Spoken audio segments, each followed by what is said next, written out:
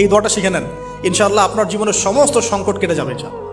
আমি নিজেও এই দোয়াটা বেশি বেশি করার চেষ্টা করি। দোয়াটা হচ্ছে, মুসা আলাইহিস সালাম একটা গাছের নিচে হেলান দিয়ে বসলেন, বসে দেখলেন দুজন মেয়ে দাঁড়িয়ে আছে দূরে, পানি নিতে পারছে না, লোকজন পানি নিয়ে যাচ্ছে, ওরা দাঁড়িয়ে আছে বেচারি।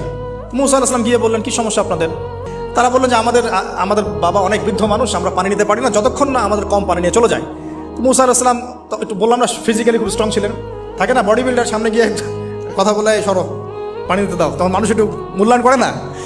তো মুসা আলাইহিস সালাম এভাবে পানি নিয়ে দিলেন এবং বাছুরদেরকে পানি পান করালেন, করিয়ে গাছের নিচে এসে বসে আছেন। বসে বসে তিনি দোয়া করছেন, এই যে দোয়াটা তিনি দোয়া করছেন, রব্বি, একটা নেক কাজ করলেন না, মানুষের উপকার করলেন, নেক কাজ করে এসে গাছের নিচে বসে দোয়া করছেন, আল্লাহ এখানে তো আমার খাবার পানি বাসস্থান কিছুই নাই, আমি কি করব? রব্বি ইন্নি লিমা আনজালতা ইলাইয়া মিন খায়রিন ফাকির, রব্বি ইন্নি লিমা আনজালতা ইলাইয়া মিন খায়রিন ফাকির।